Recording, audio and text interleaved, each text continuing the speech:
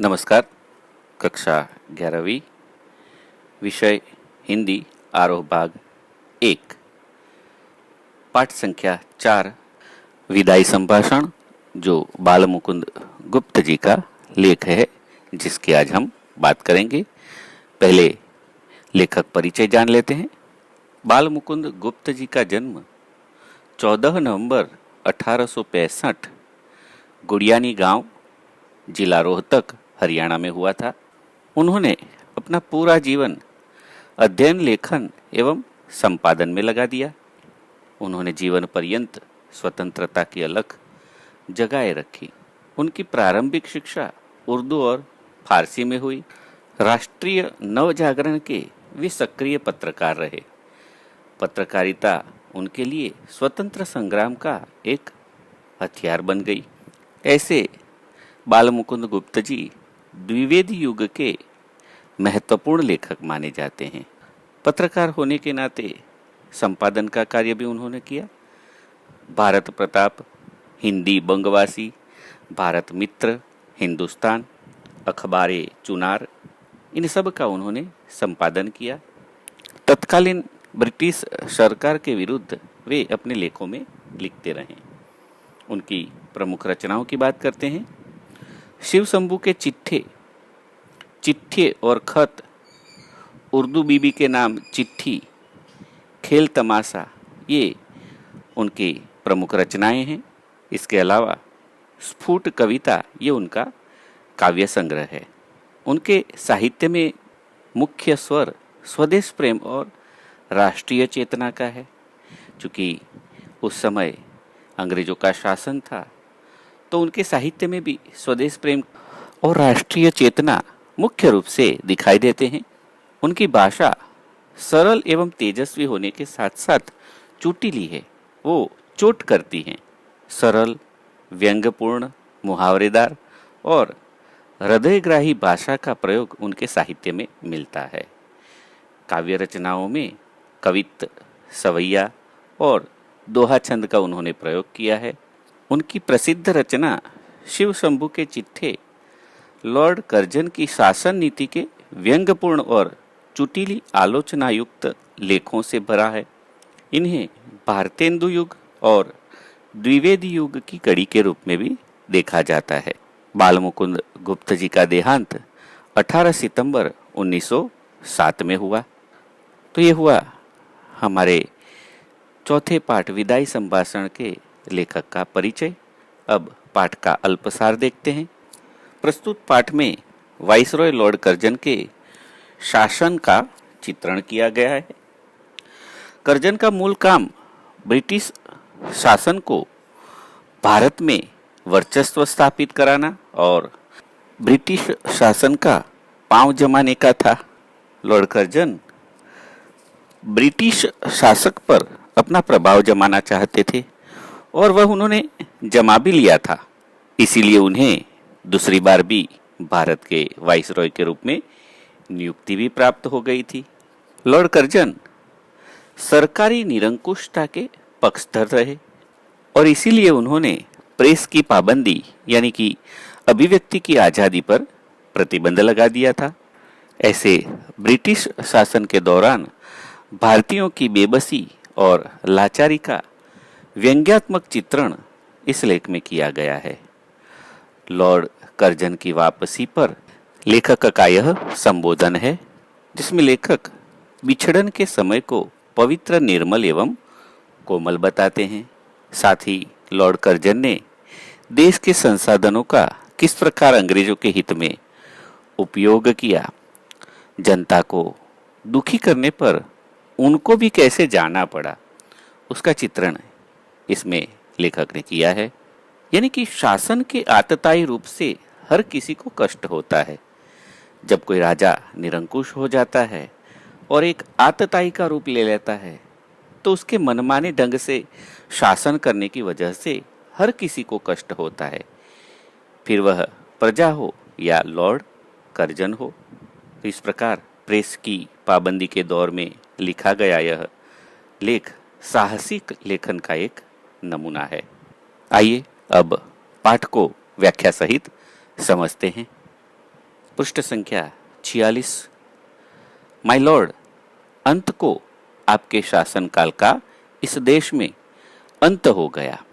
यहाँ पूरे पाठ में माय लॉर्ड शब्द लॉर्ड कर्जन के लिए प्रयुक्त किया गया है और लेखक कहते हैं कि आपके शासनकाल का अंत हो गया है, अब आप इस देश से अलग होते हैं। अगर कोई यह सोच ले कि हमेशा उसका राज चलने वाला है तो यह संभव नहीं है। जो चीज शुरू होती है उसका अंत भी होता ही है।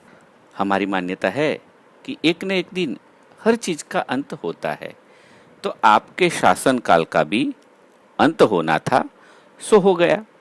आप अगर चाहते तो चिरकाल तक यहाँ वाइसरॉय के रूप में रह सकते थे, किंतु आपको भी अहंकार हो गया था, सो आपको जाना पड़ रहा है। इसका मतलब तो यह हुआ कि आपके और इस देश के निवासियों के बीच भी कोई तीसरी शक्ति काम कर रही है, जिस पर यहाँ वालों का ही क्या, आपका भी काबू नहीं है। दोस्तों, यहाँ तीसरी शक्ति ईश्वर के लिए प्रयुक्त नहीं किया गया है, किंतु तीसरी शक्ति यहाँ ब्रिटिश शासक के लिए प्रयुक्त किया गया है। इंग्लैंड में बैठकर जो यहाँ राज चला रहे हैं उनके लिए तीसरी शक्ति शब्द प्रयोग किया गया है। तो इंग्लैंड में कौन है? रानी विक्टोरिया। रानी विक्टोरिया ही वह तीसरी शक्ति है और उनके द्वारा यहाँ वाइसरॉय की नियुक्ति उनके हितों की रक्षा के लिए की गई थी, किंतु जब उन्हें भी लगा कि लॉर्ड कर्जन उनके हितों को नहीं बचा पा रहे हैं तो उन्होंने उनका इस्तीफा तुरंत स्वीकार कर लिया और उन्हें अब जाना पड़ रहा है। आगे लेखक कहते हैं कि जो बिछड़ने का समय है वह करुणोत्पादक होता है, यानी करुणा उत्पन्न करने वाला, दुख देने वाला होता है। तो एक तरफ तो लेखक कह रहे हैं कि कर्जन की नीतियां ठीक नहीं थी, लोगों को तकलीफ दे रहे थे, और फिर कह रहे हैं कि आपका बिछड़ना करुणोत्पादक है, दुख दे रहा है। तो ऐसा क्यों?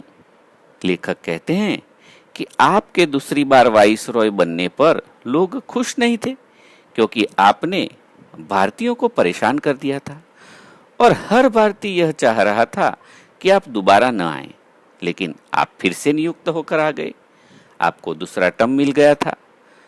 तो यहाँ के लोग दुखी हो गए थे और मन में यही सोचते रहते थे, मन्नतें मानते थे कि आप जल्द से जल्द यहाँ से चले जाएं। पर जब आप जा रहे हैं तो दुख हो रहा है, क्योंकि बिछड़न का समय पवित्र और निर्मल होता है। मन में जो वैरभाव होता है वह मिट जाता है और मन में शांत रस का आविर्भाव होता है। तो अब आगे दो गायों के उदाहरण द्वारा लेखक समझाते हैं कि ऐसा क्यों होता है। भारतीय समाज में बिछड़ने का वक्त करुणासभर क्यों होता है? सबसे पहली बात तो यह कि भारतीय लोग बहुत ही सरल स्वभाव के होते हैं और जब कोई साथ रहने लगता है, चाहे हमारा उससे मनमुटाव हो, चाहे साथ रहते हम लड़ते झगड़ते रहते हों, परंतु जब वह बिछड़ता है तो दुख होता है। यही बात लेखक ने दो गायों का उदाहरण देकर बताई है। लेखक कहते हैं कि मैं तो एक गरीब ब्राह्मण हूं और इसीलिए आपके देश को देखने का मुझे अवसर नहीं मिला है, नहीं तो पता लगा था कि वहां बिछड़ने पर लोगों का क्या हाल होता है।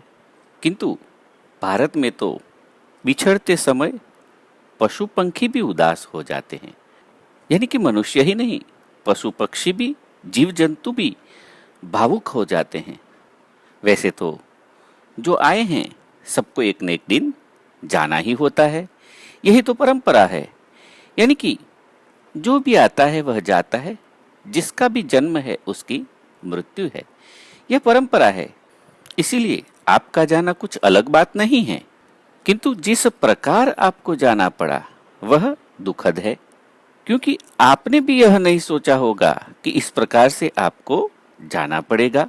किंतु दूसरी टर्म मिलने के कारण आपको तो घमंड हो गया कि मैं जो कुछ चाहूं कर सकता हूं, और इसीलिए काउंसिल में अपनी पसंद के व्यक्ति की नियुक्ति के लिए आपने इस्तीफे की धमकी दे दी और आपने सोचा भी नहीं होगा और आपका इस्तीफा स्वीकार कर लिया गया और आपको जाना पड़ रहा है, इसीलिए यह दुखद है। लेखक दो गायों का उदाहरण देकर समझाते हैं कि शिव शंभू के पास दो गाय थी और उसमें से एक शक्तिशाली गाय थी जो दूसरी कमजोर गाय को बार बार अपने सींगों से टक्कर मारती थी और उसे गिरा देती थी। एक दिन उस शक्तिशाली गाय को पुरोहित को दे दिया गया।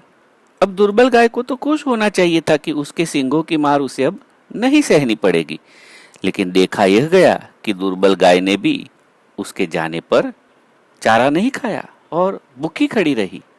यानी कि भारत में तो पशुओं की भी बिछड़ते समय ऐसी दशा होती है, तो मनुष्यों की तो कैसी दशा होती होगी, यह तो अंदाज लगाना भी मुश्किल है। और इसीलिए हम सबको आपके जाने से दुख हो रहा है। यहाँ लेखक का व्यंग भी है लॉर्ड कर्जन पर, उनकी निरंकुशता पर। लेखक कहते हैं कि आपके पहले भी बहुत सारे शासक आए, उनको भी जाना पड़ा और आपका जाना भी उस परंपरा का ही हिस्सा था, इसमें कोई बड़ी बात नहीं थी।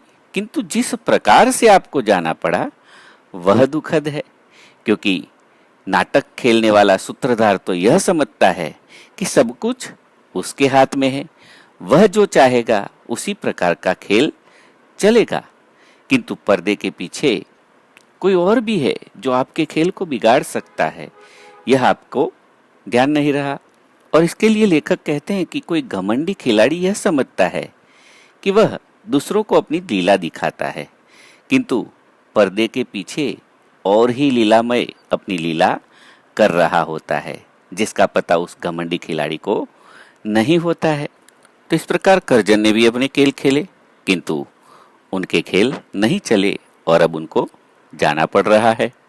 लेखक कहते हैं कि जब दूसरी बार आप बंबई उतरे तब आपने जो अपने इरादे जाहिर किए थे और तब आपने बताया था कि आप जाएंगे तब तक भारतवर्ष को ऐसा करके जाएंगे कि आपके बाद आने वाले किसी भी लाट साहब को, किसी भी अधिकारी को कुछ भी नहीं करना पड़ेगा और वर्षों तक वह चैन की नींद सोएंगे। किंतु हो उससे उल्टा रहा है। आपने जो अव्यवस्था फैलाई है, आपने जो असंतोष देश के लोगों में फैलाया है, उसकी वजह से जिस प्रकार की परिस्थिति उत्पन्न हुई है, विद्रोह की आवाजें उठ रही है, उससे तो आपके बाद आने वाले अधिकारियों को न तो नींद नसीब होगी, न ही चैन।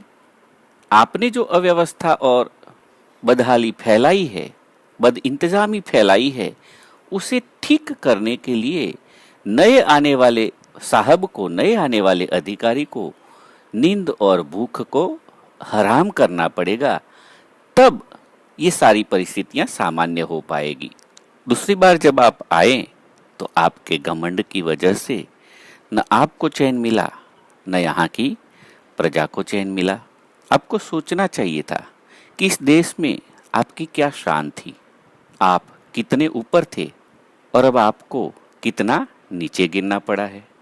अलिफ लैला के अलादीन ने भी चिराग रगड़कर जितनी खुशियां या जितना सुख नहीं देखा होगा, उतना सुख और उतनी शान आपको दिल्ली के दरबार में मिली थी।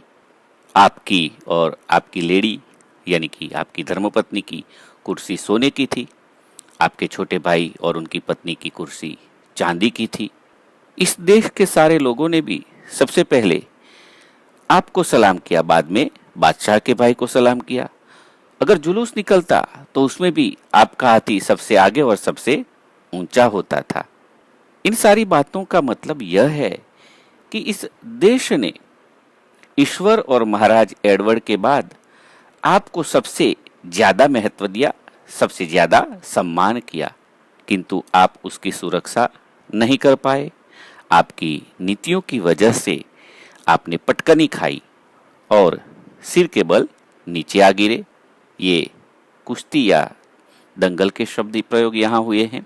कुश्ती में सामने वाला प्रतिद्वंदी जब किसी प्रतिस्पर्धी को पटक देता है तो उसके लिए पटखनी शब्द प्रयोग होता है।